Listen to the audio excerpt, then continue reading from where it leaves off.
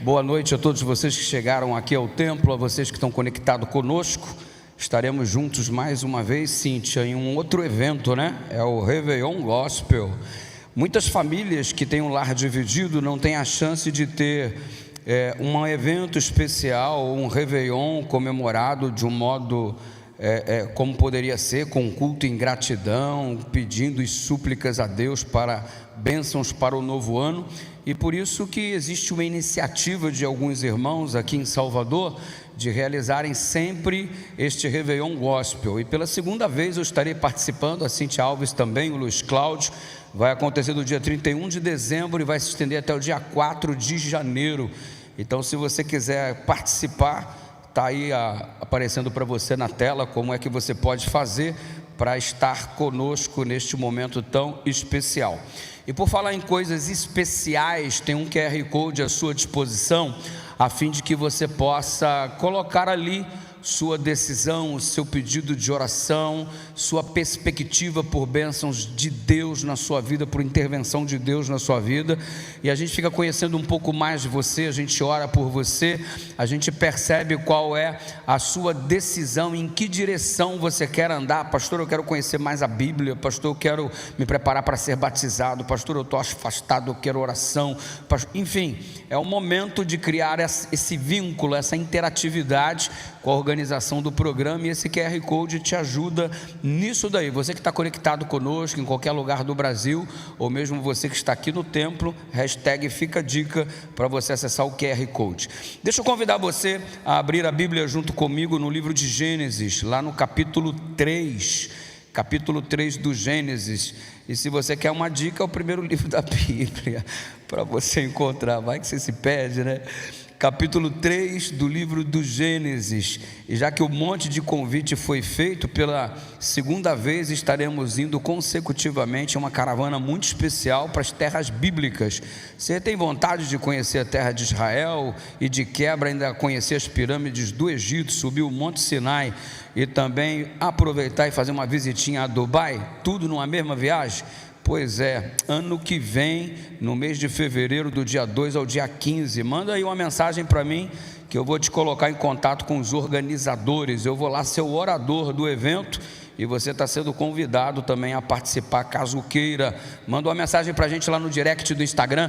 Aliás, lá no meu Instagram, @PRDudu, eu recebi ontem um caminhão de mensagens assim, e foi muito legal, e todas quanto eu consegui ler, eu repostei lá no Stories. Muito obrigado pelas orações de vocês, por tanta mensagem de carinho que a gente recebe.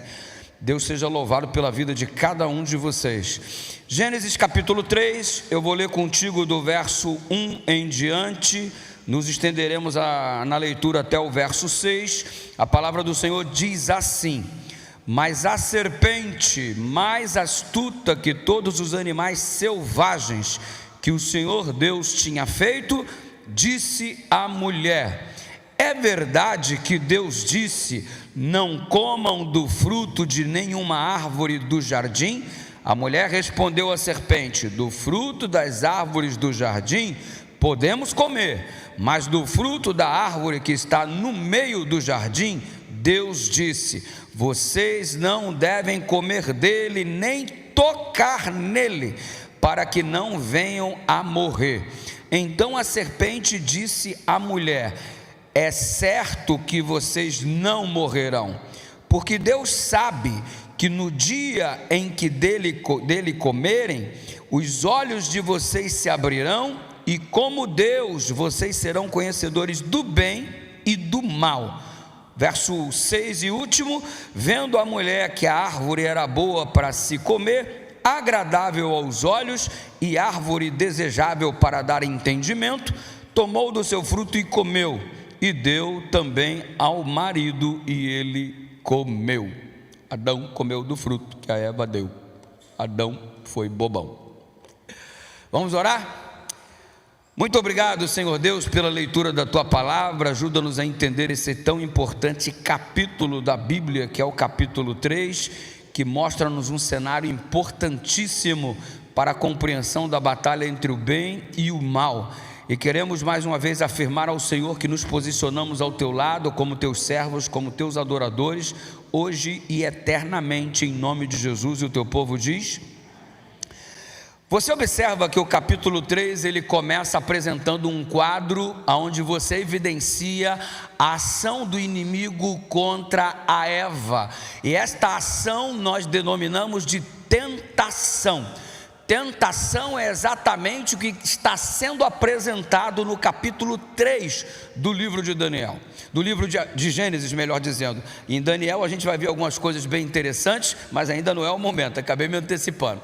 Todavia, como você deve compreender tentação? O que significa tentação a partir da sua palavra original? A grosso modo, eu quero te dizer o seguinte: imagina que isso aqui é o círculo de Deus, a jurisdição divina. Quando você aceita a mensagem do Evangelho, você passa a viver no círculo de Deus, na jurisdição divina. Aqui você vive sob a autoridade divina, mediante a escolha que você fez. Do lado de fora desse círculo aqui, encontra-se o inimigo das nossas almas, e ele começa a fazer contigo algumas ofertas, para que você fuja da jurisdição de Deus, e você então passe a viver em função daquilo que ele está apresentando para você, como tentação. E por que você se sente atraído por aquilo que ele, o inimigo, está mostrando para você? Porque estando no círculo de Deus, você enfrenta algumas dificuldades. Olha só, você é servo de Deus e está desempregado, você é servo de Deus e está com câncer, você é servo de Deus e sua situação financeira entrou em colapso, você é servo de Deus e teu casamento acabou, você é servo de Deus e você vive suas crises emocionais, psicológicas, traumas do passado que te atormentam no presente, causando medo em direção ao futuro, e tudo isso acontece aqui no círculo de Deus, e você começa a ficar se questionando: como pode? Eu sou servo de Deus, eu sou filho de Deus, eu escolhi sair do mundo e viver sob a jurisdição dele, como é que eu posso estar vivendo todas essas coisas? E aí você começa a se questionar. É neste momento em que você está sofrendo essa angústia, essa provação, que aparece normalmente a tentação. E aí, no nosso cotidiano, o inimigo aqui fora está dizendo assim: aê, vou te falar uma coisa, hein? Não vale a pena servir esse Deus não, olha aí, você escolheu servi-lo e no entanto, ao invés de te honrar, te dando o privilégio, você sofre igual a qualquer ser humano nessa terra. Eu tenho uma proposta melhor para você. E ele começa a te apresentar as propostas, isso se chama tentação.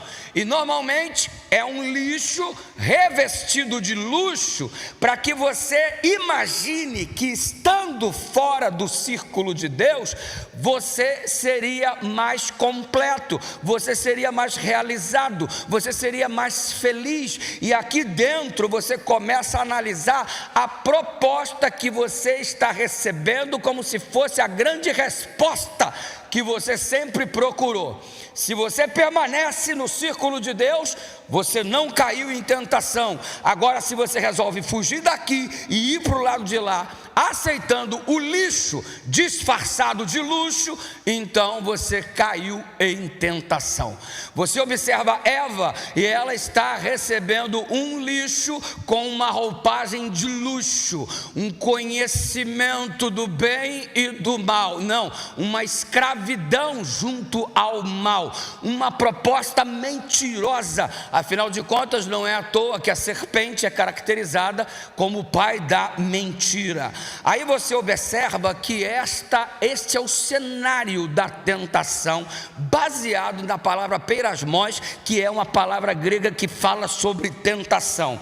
E note que tentação você poderia, para ter um entendimento mais moderno, você já viu quando você recebe um link estranho e normalmente vai cair lá no spam, e se você clicar, as pessoas roubam os teus dados, invadem a tua conta e causam um inferno na sua vida? Pois é, a tentação é uma espécie de link que o diabo envia, que parece bom, mas vai te fazer cair em uma tremenda furada. É exatamente isto que apresenta o cenário da tentação. Nada mais é do que um convite disfarçado de oportunidade, mas que na verdade esconde uma armadilha. Você pensa que é uma oportunidade, mas na verdade é uma verdadeira armadilha.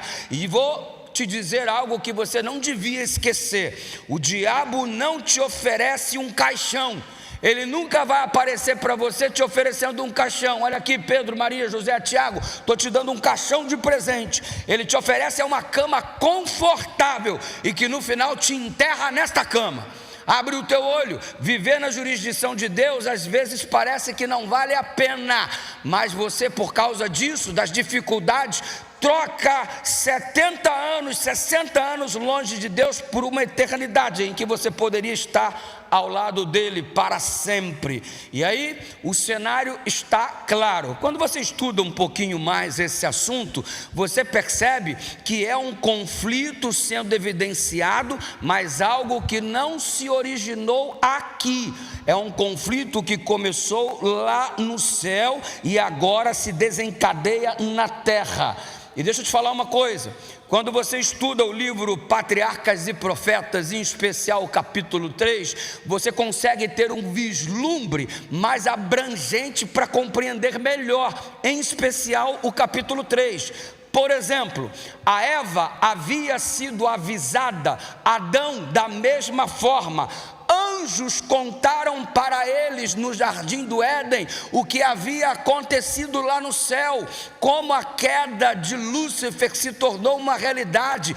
Contaram em detalhes, porque contaram para Adão e Eva, para que eles estivessem avisados, e contou também que eles seriam tentados, tal qual a tentação ocorreu no céu, quando a terça parte dos anjos foram seduzidos. Da mesma forma, a tentação viria para a terra.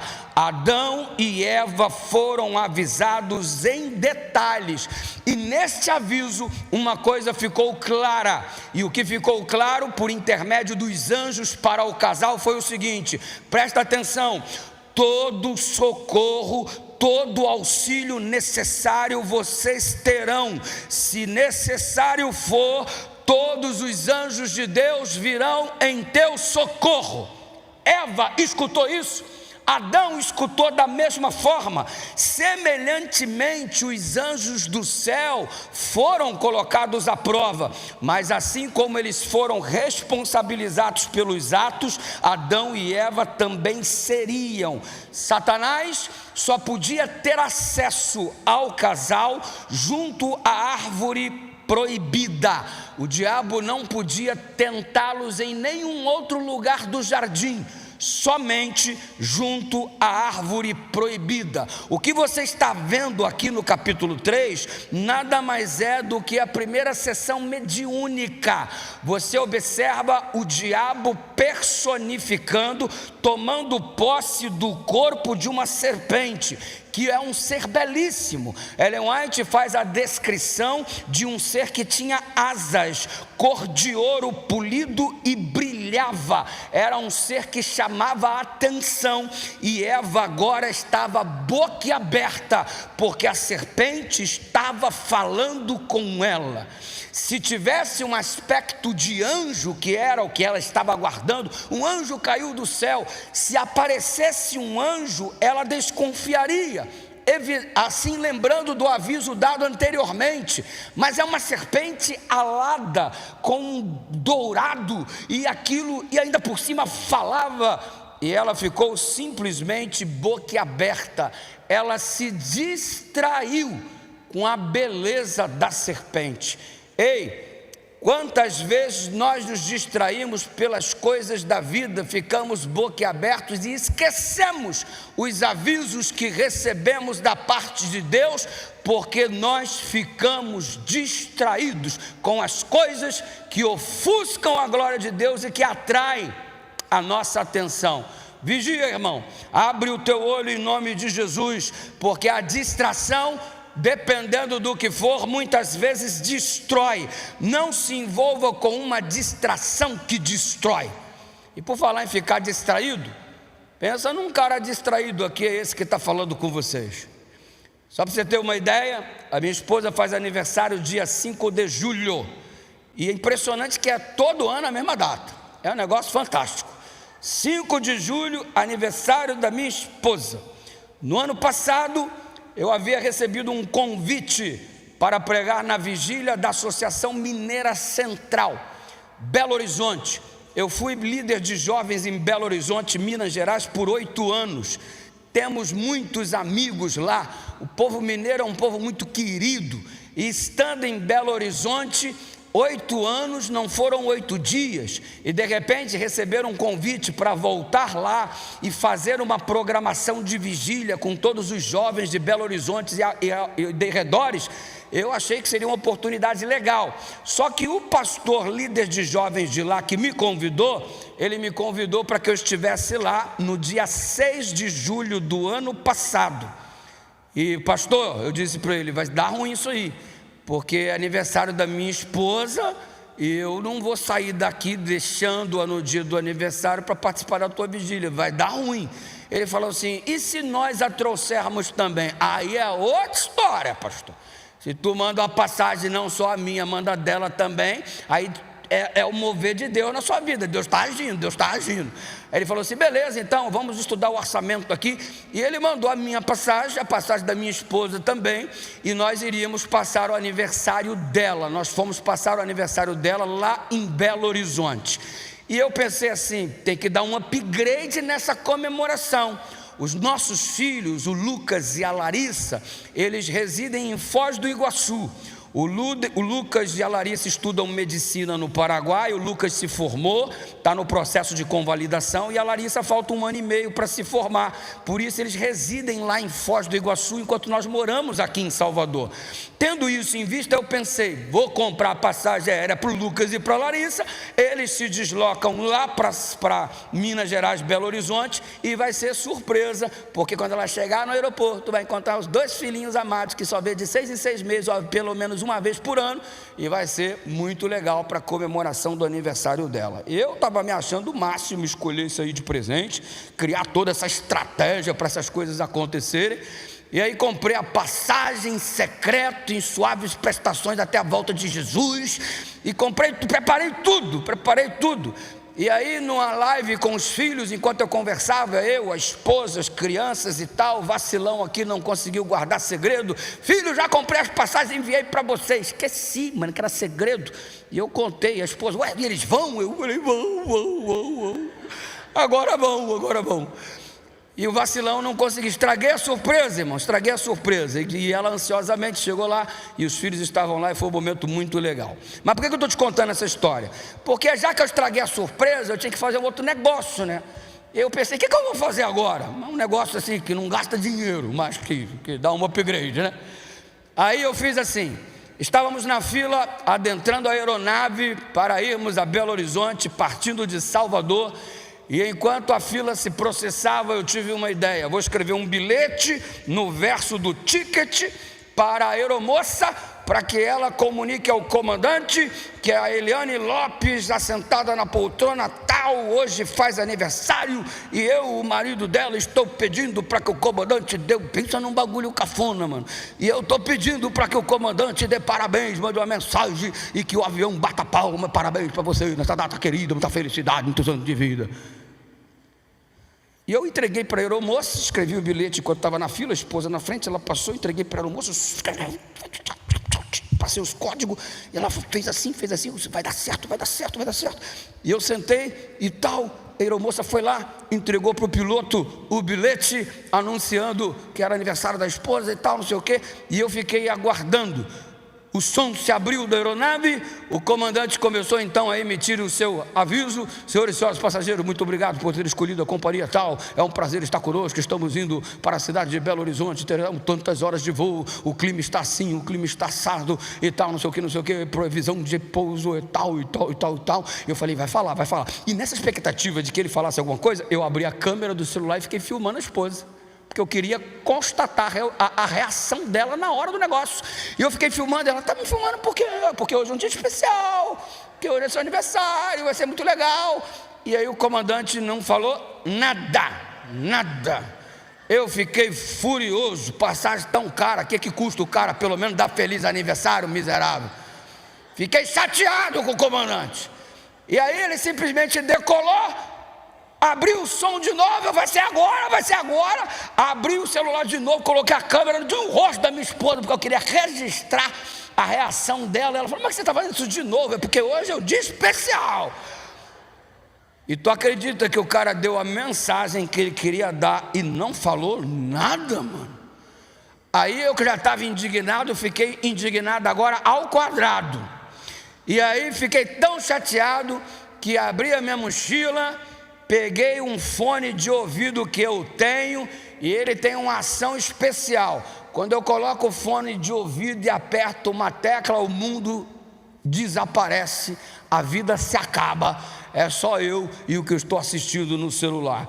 E aí coloquei um clipe para rolar, fui colocando as minhas coisas que estavam salvas para que eu pudesse assistir, me encolhi na poltrona, coloquei o celular e o mundo morreu, e eu fiquei distraído com aquilo que eu estava assistindo. Tu acredita que fugindo do convencional, depois de já estarmos voando um tempo, o cara abriu o som? Senhores e senhoras passageiros, hoje essa viagem é muito especial, porque sentado na poltrona tal está a senhorita Eliane Lopes da Silva, acompanhada do seu esposo Eduardo Batista da Silva, e ele me fez um pedido especial, porque para que nós vamos homenagear, e o avião inteiro: parabéns para você nessa data. Que tu acredita que eu não vi nada? Só fui perceber o que estava acontecendo quando a mulher deu uma suave cotovelada em mim. E ela estava recebendo um bolinho da companhia aérea com a velhinha em cima. Parabéns,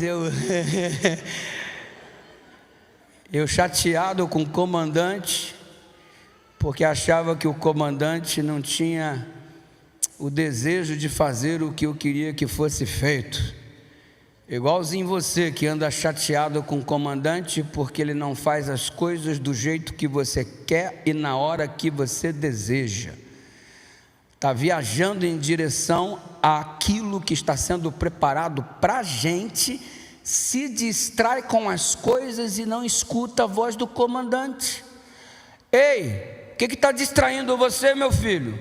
Por que você está vivendo um processo de crise com a voz do comandante? Porque ele não fez algo que você gostaria que fosse feito no momento em que você planejou, do jeito que você queria. A ele, o comandante, não se submeteu aos seus caprichos. Você ficou aborrecidinho, ficou chateadinho, quer sair da igreja, quer abandonar Jesus. Comandante não liga para mim, comandante não se importa com os meus sentimentos.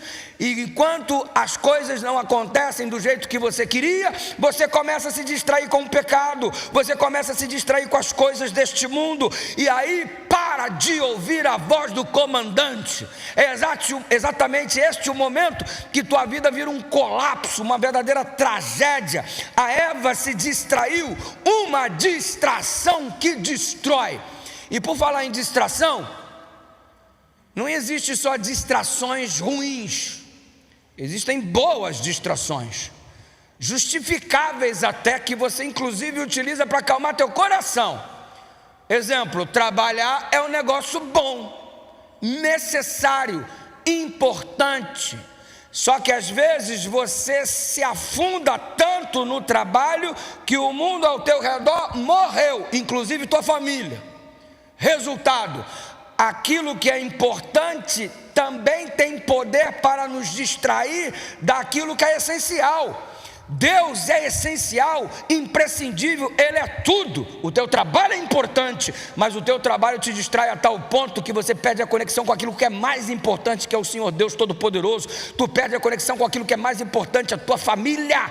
Ei, você começa a se distrair não só com coisas ruins, não. Você também se distrai com coisas importantes, só que por causa disso você deixa de lado aquilo que é mais importante ainda.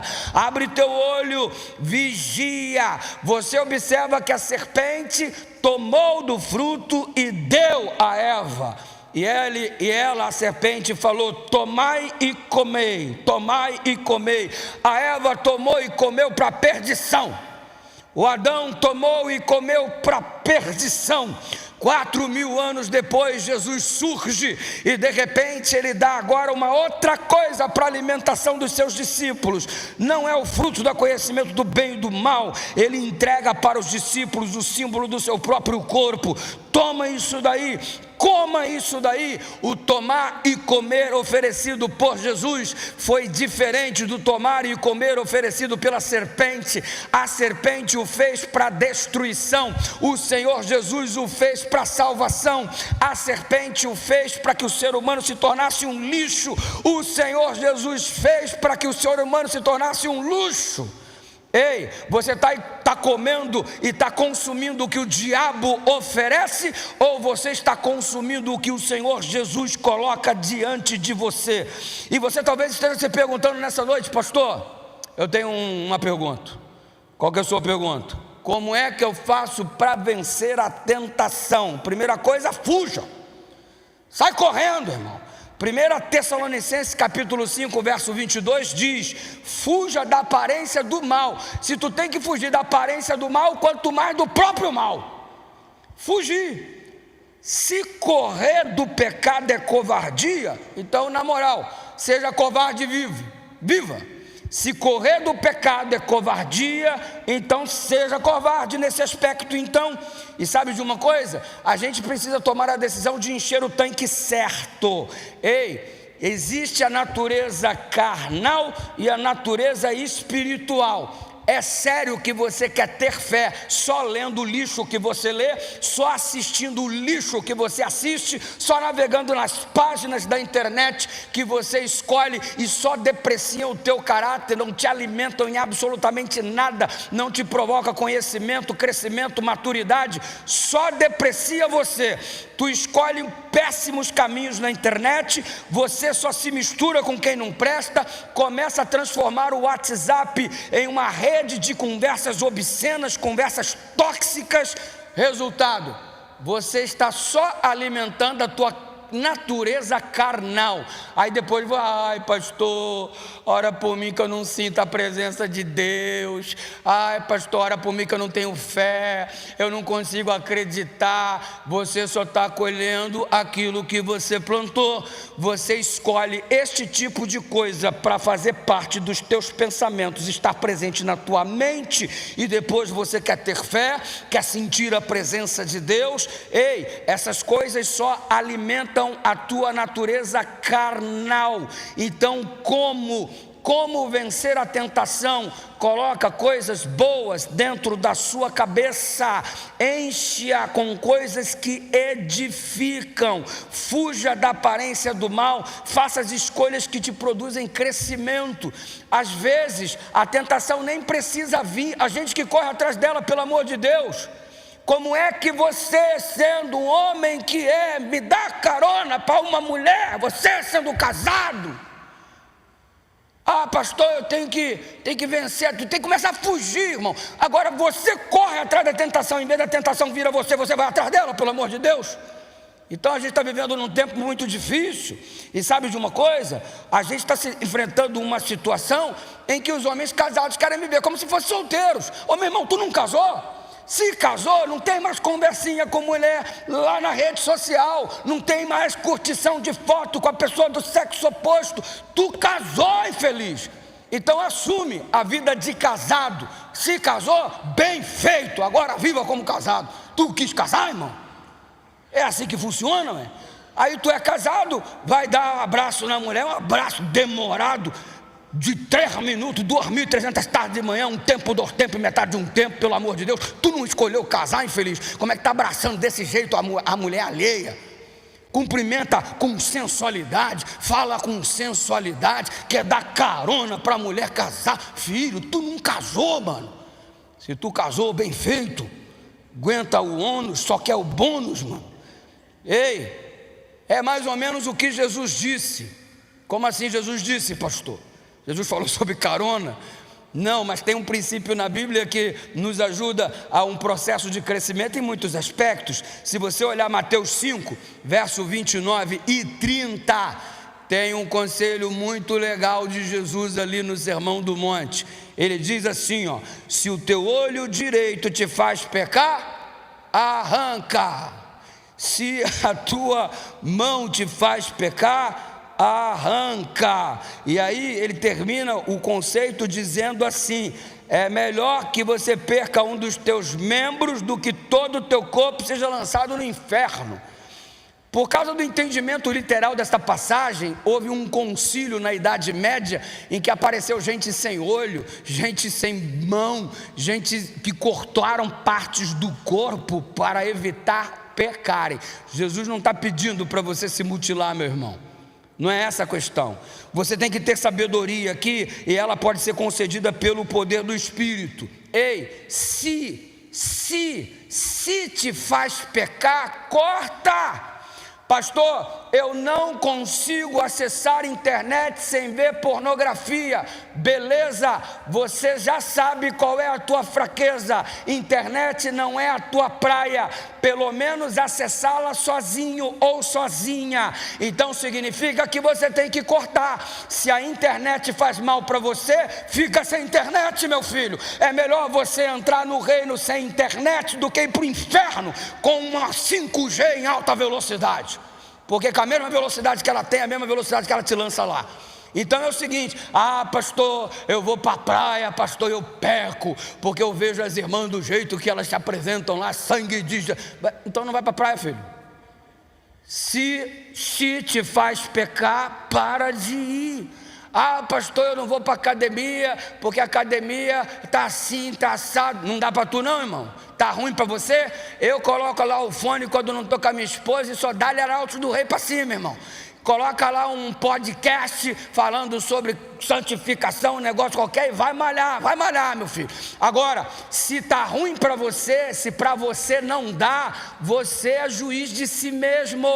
É você que tem que legislar sobre a sua vida. Você tem que fazer as escolhas. Olha o que o texto está dizendo: se te faz pecar, se posiciona, corta. Se essas amizades estão te levando para o precipício, corta. Se determinados amigos não te ajudam a se aproximar de Deus, só te afastam, em vez de serem uma bênção, são uma maldição, corta essas amizades. Se esse namoro está acabando com o teu relacionamento com Deus, com a tua vida espiritual e minando a tua fé, porque nesse namoro você está mais longe de Deus, longe da tua família, mais próximo de um indivíduo que só te afasta de Deus, esse indivíduo não é bênção não, irmão, é maldição. Instrumento do diabo para te levar à perdição. Acaba com o namoro, filho. Acaba com o namoro. Corta o namoro, corta a internet. Quem é o juiz de si mesmo? Você. Eu não estou dizendo o que você tem que fazer. Você tem que analisar em oração com maturidade espiritual, pedindo: Deus, tenho que cortar o quê? E quem tem que fazer isso? Você. O pastor da igreja não vai fazer por você, eu não vou fazer por você, tua mãe não vai fazer por você, ninguém vai fazer nada por você. E eu recebo frequentemente a mesma pergunta, a mesma mensagem: pastor, sou viciado em pornografia, tanto homem quanto mulher me envia a mensagem, como faço para vencer? Outro dia eu estava conversando com um, e ele se escondendo no anonimato. Depois se revelou: pastor, eu sou fulano de tal, e minha vida está assim, minha vida está assado, e eu não consigo vencer a pornografia. O que eu faço para vencer? Eu dei uma receita para ele, não sei se ele usou. Faz assim, filho, quando você tiver vontade de se masturbar, chama tua mãe, mano. Mãe, vem cá, perto de mim. Tu vai fazer isso para a tua mãe? Tá maluco, pastor? Claro que não. É o segredo, filho. Fica perto de quem vai te ajudar a vencer. Por que tu faz? Porque tu está sozinho. Se você não estiver sozinho, então você não vai fazer. fica perto de quem pode te ajudar a vencer. E terminei a conversa dizendo: você precisa ficar perto de Jesus, porque se você ficar perto de Jesus, você vai ter a consciência de que estando perto dele, você não faria coisas que distante dele você está acostumado a fazer. Quando é que a gente faz? Quando a gente está distante, quando a gente está perto, não faz. Você não faria perto da sua mãe, porque sua mãe está perto. É a mesma coisa, se você tiver a noção do quão perto Deus está, você não vai fazer o que distante dele você costuma.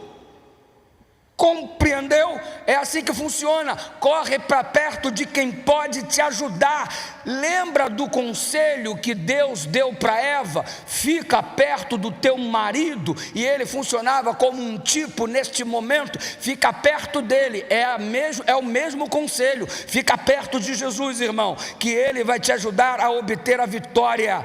Você sempre vai estar alimentando ou a tua natureza carnal ou a tua natureza espiritual. Você precisa escolher. O conselho de Paulo é claro, Gálatas 5,16. O que ele diz?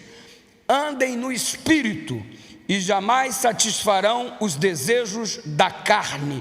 Muda a mente, muda um jogo. Sabe por quê? Porque o pensamento vira uma vontade vira uma ação, uma atitude, e uma atitude vira um vício. Então, onde você precisa começar a mudar as coisas? Nos teus pensamentos. Por isso Paulo disse: nós temos a mente de Cristo. E por isso ele, na carta aos Romanos, no capítulo 12, verso 2, ele disse: transformem-se pela renovação da vossa mente. Começa aqui, meu querido. A transformação começa aqui. Aqui é o palco do grande conflito. Usa as armas que o Senhor te dá para você obter a vitória. E essas armas não são complexas, são simples. É a palavra de Deus. Jesus disse: está escrito. Em Mateus capítulo 4, o diabo investia na tentação e Jesus respondia: está escrito. Como é que você vence a tentação? Através da palavra, através da oração. Ei, se você não ora antes, você chora depois. É assim que funciona. A regra é clara. Se vence através da comunhão. Quem anda com fogo pega fogo, mas quem anda com gelo esfria. Quem que você está escolhendo para estar do teu lado? Você está pegando fogo porque anda com Deus, ou você está frio porque você só anda com aqueles que contribuem para o esfriamento da sua fé? Sozinho você luta, acompanhado da pessoa certa você vence, acompanhado do Senhor Jesus. E para você sentir um processo mais pedagógico de absorção de informação, deixa eu tentar trabalhar contigo com a ilustração rápida do primeiro e do segundo Adão. Você sabe que Jesus ele tem diversos títulos, mas Paulo chega a chamar Jesus de segundo Adão. Segundo Adão, obviamente, porque o primeiro foi o marido de Eva, e Jesus veio começar o seu ministério onde o primeiro falhou, para mostrar que era possível ter vencido se não tivesse se distraído, que era possível ter vencido se clamasse pela ajuda do Pai. Jesus nunca usou a sua divindade para que pudesse obter uma vitória. Ele usou a comunhão com o Pai, que é a mesma ferramenta que nós temos. Se Jesus usasse sua divindade para vencer Satanás e as tentações, significa que nós estamos derrotados, porque nós não temos divindade para usar. Então ele usa a mesma coisa que temos à disposição para acessar: a comunhão, a oração e a palavra, as ferramentas para obter a vitória. Vamos tentar estabelecer aqui uma ilustração rápida sobre o primeiro e o segundo Adão, e para te facilitar isso daí, esse processo de compreensão, deixa eu chamar o Ramon aqui, que é o tecladista aqui. Vem cá, Ramon, me ajuda. Vem cá também, Carlinho, contrabaixista. Não sei se ele foi arrebatado, onde é que ele está. Vem aqui, meu filho, rapidinho. Fica aqui do meu lado, Ramon, você que é grande, maiorzinho, né? Fica aqui. E você, mano, que vem aqui, a minha imagem, minha semelhança, fica aqui do meu lado aqui, beleza? Isso aqui é meu conforto, irmão, glória a Deus. Deus é bom, Ele nunca te desampara. Vamos lá, esse aqui é o primeiro Adão. Como é que é o nome dele? Primeiro Adão. Como é que é o nome dele? E esse aqui é o segundo Adão. Como é que é o nome dele? Falando igual a gente vive agora, vai. Esse aqui estava no jardim. Como é que é o nome do jardim mesmo? Uma delícia de lugar. Eu já falei para você, não tinha mosquito, não tinha nada, não pagava imposto, não tinha aluguel, não tinha IPTU, não tinha que pagar internet. Lugar maneiríssimo, clima super agradável. Esse aqui é o primeiro Adão, morando no Éden. Esse aqui no capítulo 4 do livro de São Mateus, ele está no deserto. Onde é que ele está? No deserto. Está 40 dias sem comer. Esse aqui bem saciado e esse aqui 40 dias sem comer, coitado. Vamos dar uma cesta básica para ele. Agora note a diferença. Este daqui tinha tudo para vencer. Este daqui tinha tudo para perder. Você sabia que o indivíduo, depois que passa 10 dias sem comer, dizem os especialistas que o corpo começa a cortar funções para economizar energia? Pois é. Dizem até que é possível que o corpo corte a capacidade de enxergar a partir do 10º dia, só para poupar energia. Já imaginou um Jesus cego enfrentando as dificuldades?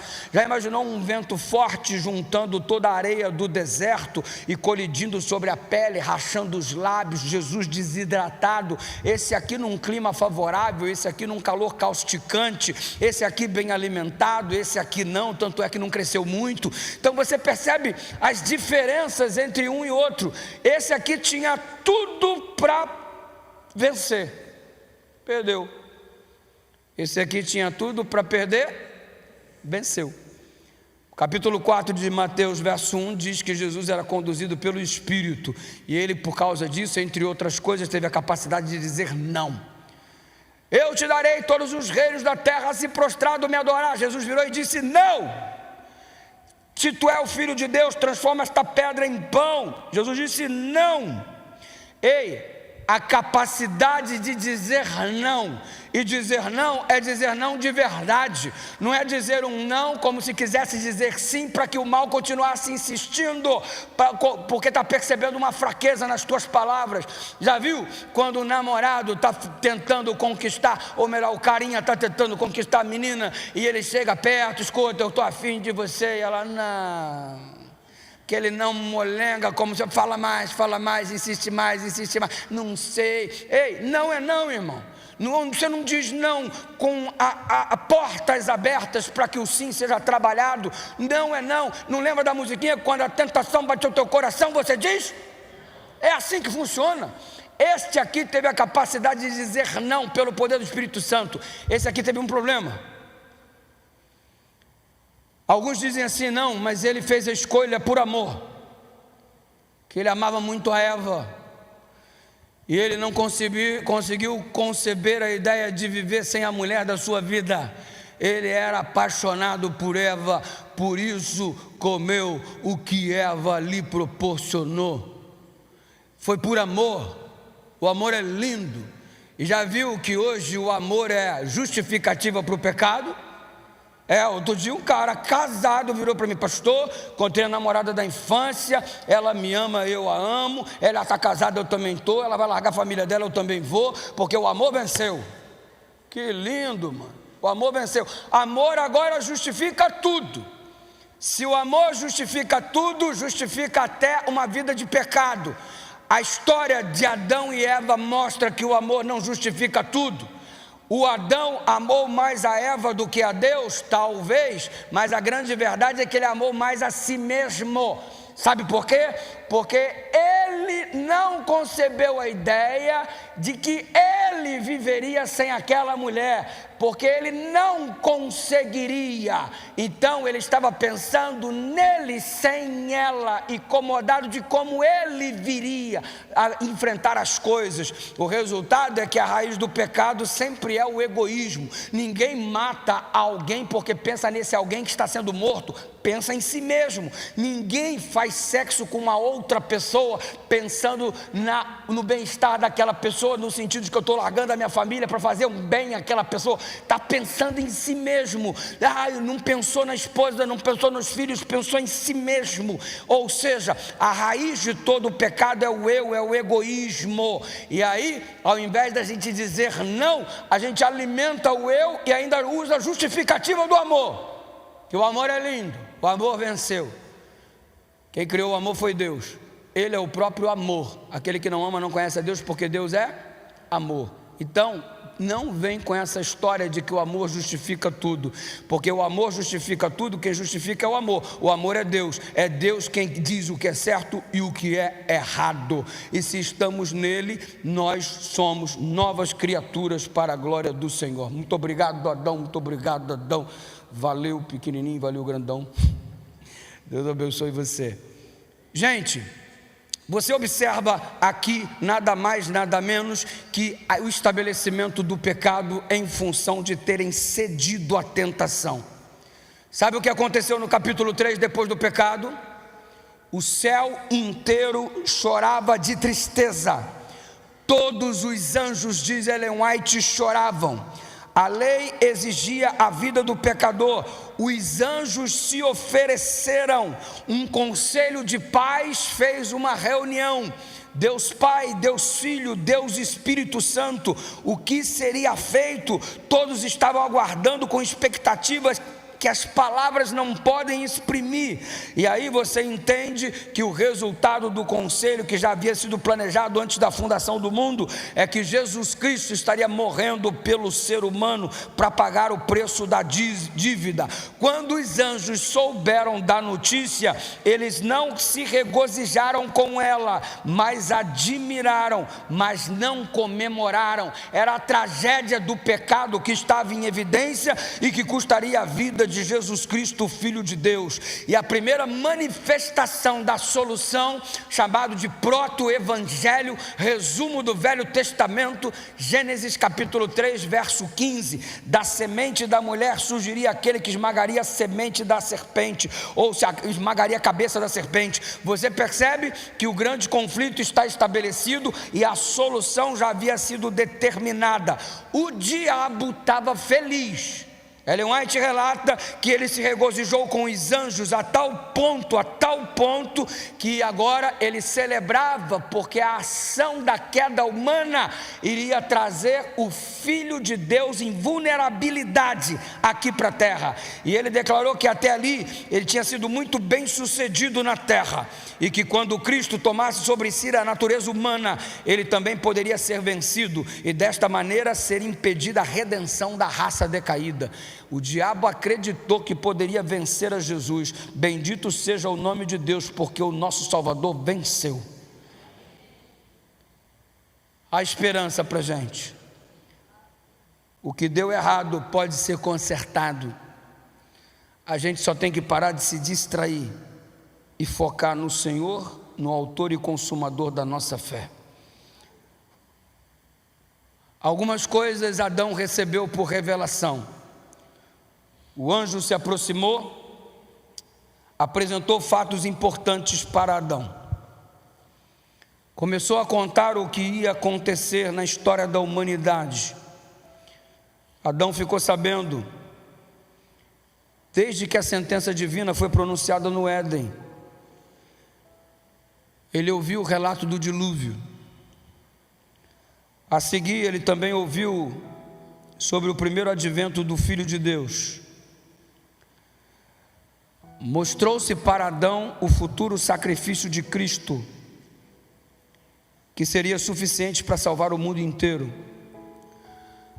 Mostrou-se para Adão também que muitos iriam preferir viver uma vida de pecado em vez de arrependimento e obediência, que muitos iriam menosprezar o sacrifício de Cristo. Foi mostrado para Adão que o crime aumentaria durante gerações sucessivas e que a maldição do pecado repousaria mais e mais pesadamente sobre o gênero humano. Foi mostrado para Adão o que aconteceria com os animais sobre a terra, que os dias do homem seriam abreviados pela sua própria conduta de pecado e degeneração.